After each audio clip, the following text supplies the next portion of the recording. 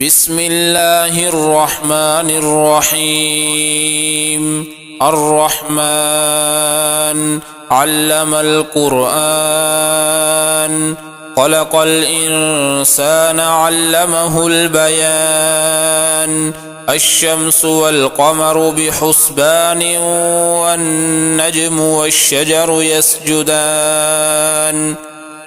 والسماء رفعها ووضع الميزان، ألا تطغوا في الميزان، وأقيموا الوزن بالقسط ولا تخسروا الميزان. والأرض وضعها للأنام، فيها فاكهة والنخل ذات الأكمام، والحب ذو العصف والريحان. فبأي آلاء ربكما تكذبان؟ خلق الإنسان من صلصال كالفخار، وخلق الجان من مارج من نار. فبأي آلاء ربكما تكذبان؟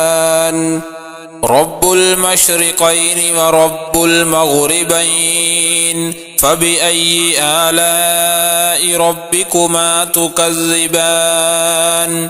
مرج البحرين يلتقيان، بينهما برزخ لا يبغيان. فبأي آلاء ربكما تكذبان؟ يخرج منهما اللؤلؤ والمرجان. فبأي آلاء ربكما تكذبان؟ وله الجوار المنشآت في البحر كالأعلام. فبأي آلاء ربكما تكذبان؟ كل من عليها فان، ويبقى وجه ربك ذو الجلال والإكرام. فبأي آلاء ربكما تكذبان؟ يسأله من في السماوات والأرض، كل يوم هو في شأن. فبأي آلاء ربكما تكذبان؟ سنفرغ لكم أيها الثقلان. فبأي آلاء ربكما تكذبان؟ يا معشر الجن والإنس إن استطعتم أن تنفذوا من أقطار السماوات والأرض فانفذوا، لا تنفذون إلا بسلطان. فبأي آلاء ربكما تكذبان؟ يرسل عليكما شواظ من نار ونحاس فلا تنتصران. فبأي آلاء ربكما تكذبان؟ فإذا انشقت السماء فكانت وردة كالدهان. فبأي آلاء ربكما تكذبان؟ فيومئذ لا يسأل عن ذنبه إنس ولا جان.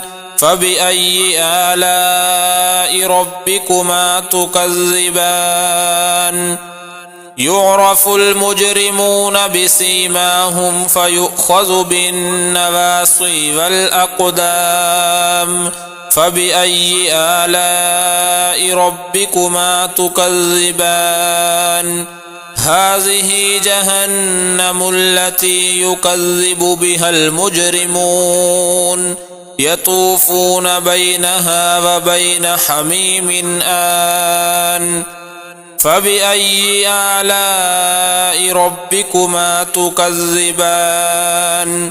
ولمن خاف مقام ربه جنتان، فبأي آلاء ربكما تكذبان ذواتا أفنان فبأي آلاء ربكما تكذبان فيهما عينان تجريان فبأي آلاء ربكما تكذبان فيهما من كل فاكهة زوجان فبأي آلاء ربكما تكذبان متكئين على فرش بطائنها من استبرق وجنى الجنتين دان فبأي آلاء ربكما تكذبان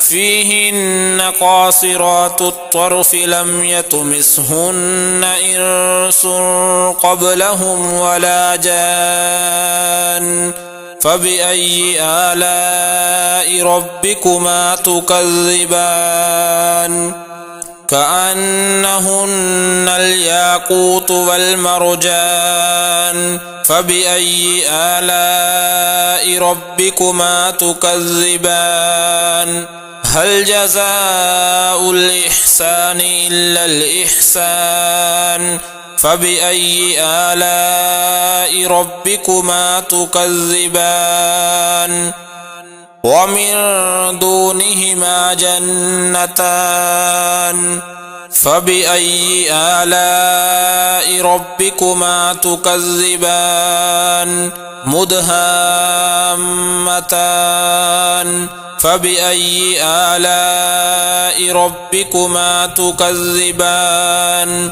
فيهما عينان نضاختان فبأي آلاء ربكما تكذبان فيهما فاكهة ونخل ورمان فبأي آلاء ربكما تكذبان فيهن خيرات حسان فبأي آلاء ربكما تكذبان حور مقصورات في الخيام فبأي آلاء ربكما تكذبان لم يطمثهن إنس قبلهم ولا جان فبأي آلاء ربكما تكذبان